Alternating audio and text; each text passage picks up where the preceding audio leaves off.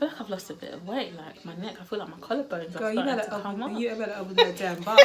Do you want to tell everyone what you've been doing to maybe do that? Yeah.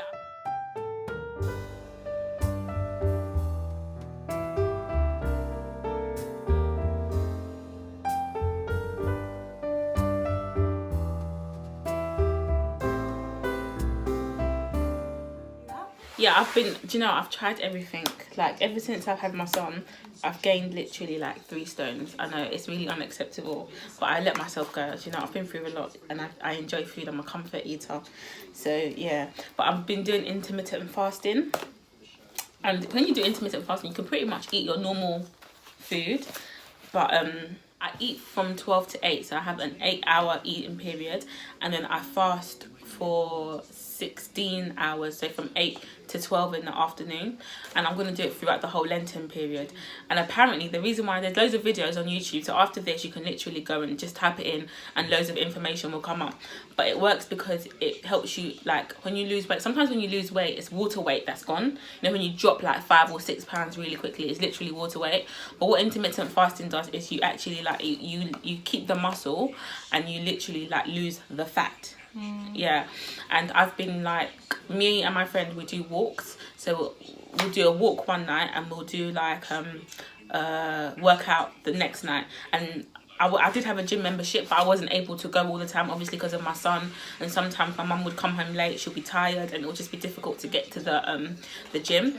But there's a YouTube channel called Fitness Blender, and they have amazing workouts. Like, it proper works you. Like, my legs are still kind of hurting from yesterday's workout, but yeah, now that I've told you guys about this, I kind of feel like I have to follow through, so I'm gonna keep. Yeah, exactly. Now you have to stick to it. Yeah, that's the top tip for today's video, guys. And also we're going to be tracking Nicole's progress. Yeah, so hopefully as time goes on, all the weight will come off. I am trying to eat slightly healthier. I don't really eat that unhealthy anyway, it's just the odd takeaways that kind of you look so guilty. Yeah, the odd just takeaways.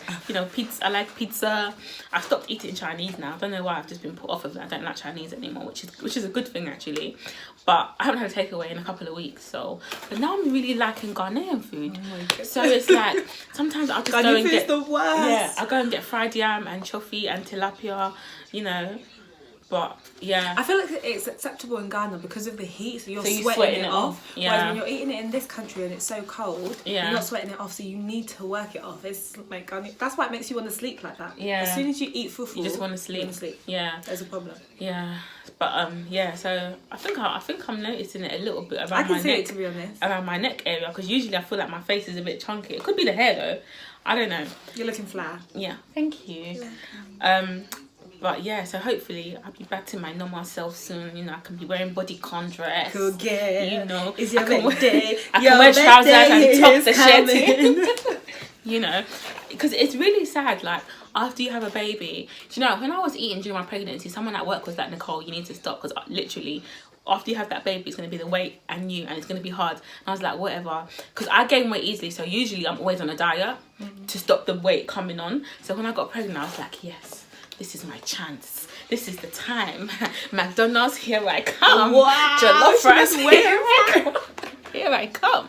I can eat everything. But now look at me, literally, like, my rolls have rolls, and it's so uncomfortable. Literally, you don't want to get to this, guys. Don't do it.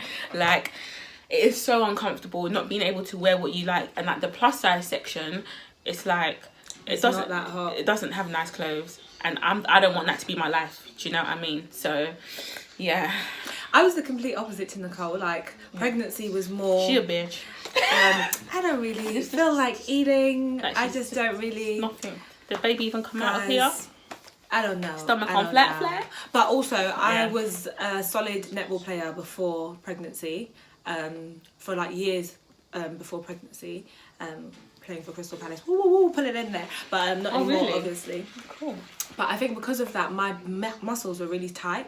Like my belly muscles, I often say that I had like a 4-pack. I don't think I had a 4-pack, but the belly muscles were really tight. So it just meant that it was harder for it to stretch during pregnancy. So my belly was really small during pregnancy, and then afterwards, literally breastfeeding just like sucked it. As I was breastfeeding, I could feel my belly contracting, and it literally just went back within a couple of weeks. But I kind of feel like that's why it was kind of hard for me to lose weight as well, because I wasn't really breastfeeding like that. Yeah. So breastfeeding definitely makes a big difference. Some people say it doesn't, but honestly, I could feel my belly muscles contracting, and that's why they say even before, like, if you're trying to induce yourself, like while you're when it's your due date, start to put, like, squeeze your nipples and create like some sort of breast milk, because that makes your womb start contracting, which is what then induces labour. So same thing, when you're breastfeeding, it's making your womb contract, and I guess it's all kind of having a knock-on effect on your belly. Yeah.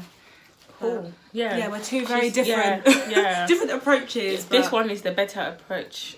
No, but not everyone's body is set up like mine as well. Yeah. And very lucky. I think it's good to hear it from both points of view. Definitely. I didn't have to do much. I'm not even working out now. I've been to the gym once since I had Sam, but like I'm comfortable with my size. And then there's others that doesn't exist. Like, you can't not work out. I've seen a lot of people during their pregnancy through to after, they're working out constantly. During your pregnancy?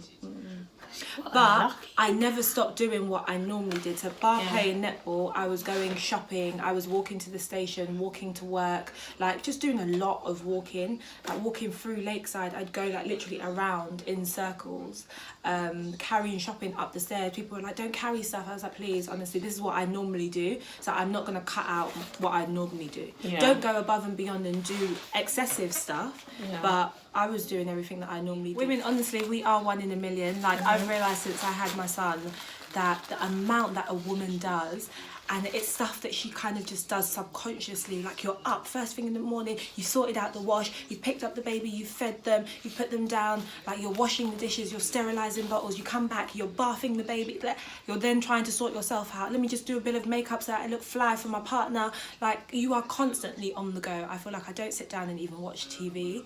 We are super women. And can I make a point on that as well, actually? And I feel like sometimes, like, your relationships with other people will change, like people who aren't in the same position as you are. Like, I find it really, it's like when I do get a time to myself, right, the 5 or 10 minutes that I get to myself, literally all I want to do, I don't want to look at my phone. I just want to just the quiet, just the peace. You almost just want to close your eyes and put your head back and just breathe. So it means sometimes you can't, I don't know how to put it in a nice way. Be blunt. Like, sometimes you can't talk to people as much as you want to. Do you know, you can't communicate with friends and family as much as you usually would when you were just single you. You have to, that child, or if you're married, everything. Your household, that's your priority. Do you know what I mean? Like, and you and yourself. Do you know what I mean? Sometimes it's hard, but what I do now sometimes is I make time. Like, okay, this time out of the day, I'm gonna like look at my messages and like get back to everyone. And during the day, like, I kind of make time for everything. Otherwise, it's just really hard. Yeah, you definitely, I think, have to schedule your day. Yeah. And like, people will think that maybe when you put your baby down to sleep, that's when they can contact you and that you can be on the phone for an hour. No, that's when I'm trying to clean up my house. Thank you. That's cook. when I'm trying to catch a nap. That's when I'm trying to cook. Laundry. It's not easy, guys. Yeah, like, let me, like, for instance, this is a day in the life. This video is going on to so many other things. Go on. Like, so we'll wake up in the morning, he'll have a bottle. As soon as he sleeps, if he has no bottles, I'll quickly wash and sterilise his bottles. I'll clean the house. I'll get his clothes ready to bath him or to clean him up. Then he'll wake up. Once he wakes up, I'll give him his breakfast. After breakfast, I'll clean him up. He'll sit down, he'll play. I might go and start getting dinner sorted for the evening or something. And then he'll need another bottle. So then I'll feed him a bottle. He might then take a nap. Bearing in mind, this whole time, I haven't mentioned me bathing. Me. No, exactly. Do you know what I mean? That. I need to have a bath. I need to eat my breakfast. I need to do all of these things. And literally, by the time it's 4 or 5 o'clock and everyone's coming home from work, your day just goes by so quickly. So people genuinely think that women aren't doing anything during maternity leave. It's more than a full-time job. Like 100%. I'm so much more tired now than I was when I was working. Like even sitting here, I'm exhausted. Like I always say to my husband as well, because also sometimes I think it is difficult for the men or for somebody that hasn't had a child to understand from like a mother's perspective that you're not just sat at home doing nothing, like Nicole's saying. Like I don't get a toilet break. Like, you know, when you go to work, you can go to the toilet, you can leave your computer, you can leave your desk, you can leave your till and go to the toilet. I don't have a toilet break. There's days when my husband comes home from work and I'm like, oh my gosh, I can go to the toilet and poo, because pooing takes time, guys. It does. And I can't be doing that when my you child is rolling around on the floor and crawling behind me wherever I go. Yeah. Like I would literally sit him in front of the toilet door sometimes and use that time to try and pee. Yeah. Or sit him there so I can shower, and while I'm showering I'm interacting with him. If he's grabbing something that he shouldn't be to eat, I'm like jumping out of the shower to stop him from doing it. It is continuous and it is amazing, guys. 100%. Like I would not change it for the world, but I just want people to understand that it's not easy. Yeah. And like sometimes the expectation of others on you is not, doesn't make it like really sometimes easy. Like my mum will come home and be like, oh, you haven't done this, you haven't done that. Oh, this person will be like, oh, I called you. Oh, you don't know how to answer your phone anymore. Yeah, and that kind like of stuff. Mate, I'm That's sorry. not my priority. I'm sorry, guys. I love my friends, I love my family. Yeah, but it's hard. Like it's hard to find time. And my baby's a really active baby. Like, so when I'm like bathing him, by the time I finish bathing him, or dressing him up, I'm tired because he's tossing. We were talking about it before. Like Sam doesn't stay still either. So even just changing his nappy, it takes it out of you. Like after you're done, you put them to bed. You need 5 minutes just to be like, whoa. You know, and that's when you're then after that breathe, you're then going to cook so that you guys have something to eat for dinner. Exactly. What I do now is I order my shopping. I don't go to the shops unless it's like African food that I need to get. But I do like a Sainsbury's order because that time could be used to do something else, because adding that as well to my schedule is too much. Yeah.